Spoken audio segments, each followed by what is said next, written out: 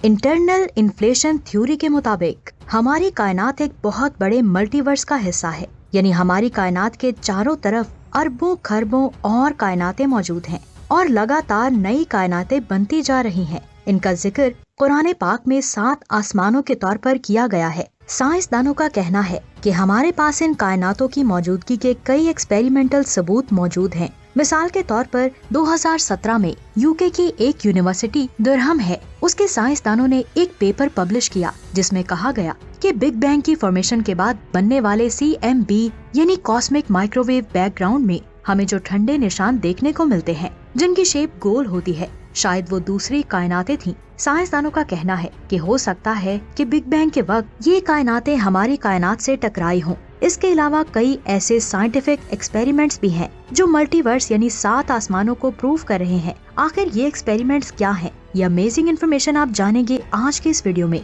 तो पूरी video watch कीजिएगा। हमारी कायनात को अल्लाह ने एक धमाके से बनाया। अल्लाह ताला कुरान पाक में इरशाद फरमाता है कि आसमान और जमीन एक ठोस जमा है, फिर हमने इन्हें फाड़ दिया।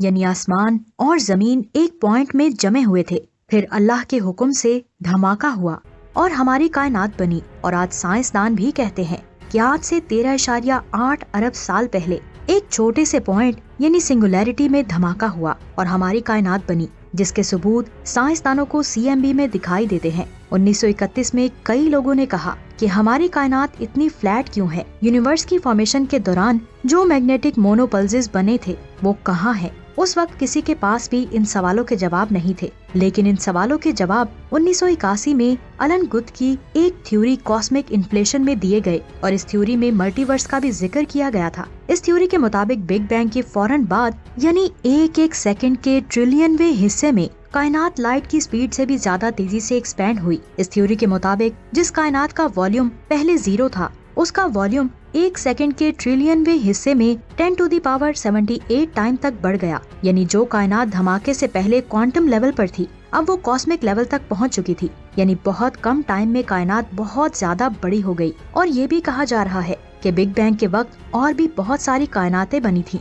इन्फ्लेशन थ्योरी के बाद 1986 में स्टीनहार्ड, विलिंगकिन और एंड्री लिंड एलन गुथ की इन्फ्लेशन थ्योरी को डेवलप करते हुए इंटरनल इन्फ्लेशन थ्योरी दी, जिसके मुताबिक हमारी कायनात से बाहर अरबों खरबों और कायनातें मौजूद हैं और हर एक सेकंड के ट्रिलियनवे हिस्से में मजीद और कायनातें बन रही हैं। अब सवाल ये आता है कि क्या हम उन कायनातों तक पहुंच सकते हैं या हम वहां तक कोई मैसेज भेज सकते हैं? असल में हम अपनी टेक्नोलॉजी से ऐसा नहीं कर सकते, क्योंकि एक तो ये कायनात हमसे इतनी ज्यादा दूर है कि वहाँ से रोशनी कभी भी हम तक नहीं पहुँच पाएगी। कायनात में हर चीज अल्लाह के हुक्म से बनती है। जिन कायनातों को साइंसदान अब साबित कर रहे हैं, उनका जिक्र 7 आसमानों के नाम पर अल्लाह ताला ने आज से 1400 साल पहले ऑलरेडी कुरान पाक में कर दिया है। इनमें हर आसमान पहले आसमान की निस्बत बहुत ज्यादा बड़ा है और इस थ्योरी के मुताबिक नई कायनात हमसे काफी ज्यादा दूरी पर फॉर्म होती है। फॉर्म होने के दौरान ये कायनात लगातार हमसे दूर होती जाती है, जिससे वहाँ की लाइट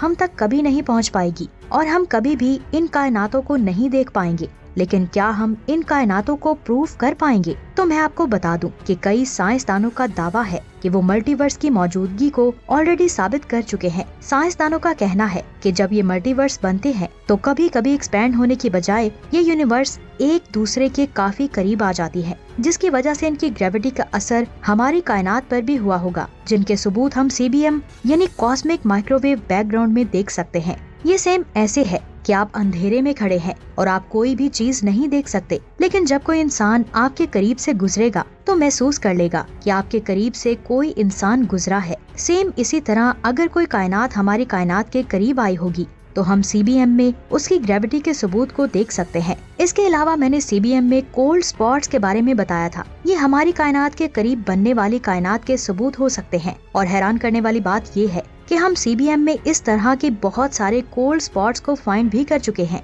ये स्पॉट्स आगाज में हमारी कायनात के करीब थे, लेकिन वक्त के साथ साथ ये सारी यूनिवर्स हमसे दूर चली गई। अब सवाल ये आता है कि क्या सच में CBM में इन स्पॉट्स का मतलब है कि हमने मल्टीवर्स को फाइंड कर लिया है? इस सवाल पर सभी साइंसदानों की राय एक जैसी नहीं है। कई साइंसदानों का कहना है कि कॉस्मिक माइक्रोवेव बैकग्राउंड में मिले ये साइन दूसरे यूनिवर्स के ही हैं। तो कुछ साइंसदानों का कहना है कि हमें इनको प्रूव करने के लिए और एविडेंस की जरूरत होगी। उनके मुताबिक हो सकता है कि ये साइन कायनात में मौजूद किसी एंशिएंट गैलेक्सी क्लस्टर के हों। उनके मुताबिक मल्टीवर्स को प्रूव करने के लिए हमें और एविडेंस चाहिए होंगे। इसको प्रूव करने के लिए एक एक्सपेरिमेंट किया गया, जिसके रिजल्ट को 9 मई 2023 में जारी किया गया। ये एक्सपेरिमेंट फेरोमैग्नेटिक सुपर फ्लूइड्स पर किया गया। मेटास्टेबल स्टेट से ग्राउंड स्टेट में डिके होता है, जिस प्रोसेस को फॉल्स वैक्यूम डिके भी कहते हैं, जिसमें बहुत सारे न्यूक्लिएशन बबल्स बनते हैं, जो मैथमेटिकली उसी तरह ही जैसे कायनात की फॉर्मेशन के दौरान हमारी कायनात में कॉस्मिक इन्फ्लेशन के होने पर हुआ था। ये बबल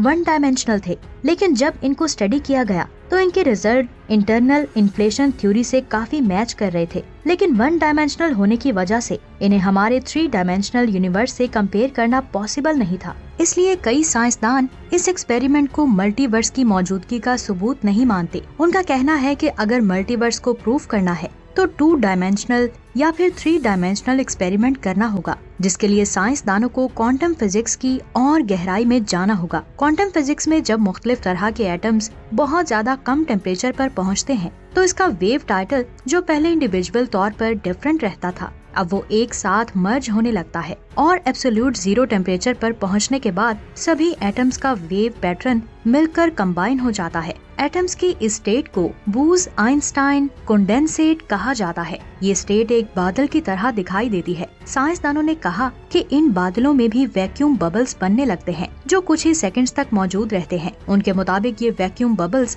कायनात की फॉर्मेशन के दौरान बनने वाले कॉस्मिक बबल्स की तरह ही होते हैं। इनको स्टडी करने से कायनात में कॉस्मिक इन्फ्लेशन को समझ सकते हैं और इन्हीं बबल्स के जरिए हम मल्टीवर्स बबल्स को समझ सकते हैं। अब साइंसदान इन क्लाउड्स एक्सपेरिमेंट्स में पोटेशियम एटम को यूज करने वाले हैं, जिससे साइंसदान आइडेंटिफाई कर सकते हैं कि ये कैसे अपने आसपास के यूनिवर्स पर इफेक्ट करते हैं। इसके रिजल्ट 2024 में पब्लिश किए जाएंगे। अगर इस एक्सपेरिमेंट के रिजल्ट पॉजिटिव रहे तो साइंस साबित कर देगी कि इंटरनल इन्फ्लेशन थ्योरी बिल्कुल सही है और हमारी कायनात के अलावा और भी कायनातें मौजूद हैं। लेकिन कुरान पाक में अल्लाह ने साफ साफ कह दिया है कि हमने 7 आसमान और उसी के बराबर जमीन बनाई है, यानी हमारी कायनात के अलावा और भी कायनातें मौजूद हैं। इसके बारे में आप सल्लल्लाहु अलैहि वसल्लम ने अपनी हदीस मुबारका से बताया। तो दोस्तों, ये थी हमारी आज की शानदार वीडियो। इस वीडियो को बनाने में मेरी काफी मेहनत हुई है और मुझे उम्मीद है मेरी ये वीडियो आपको पिछली वीडियो से ज्यादा अच्छी लगी होगी। तो इसे लाइक और शेयर लाजमी करें। अगली वीडियो जेम्स पर है, जो बहुत ज्यादा अमेजिंग है। उसे देखने के लिए हमारे चैनल को सब्सक्राइब करें। अपना बहुत सारा ख्याल रखें। अल्लाह हाफिज।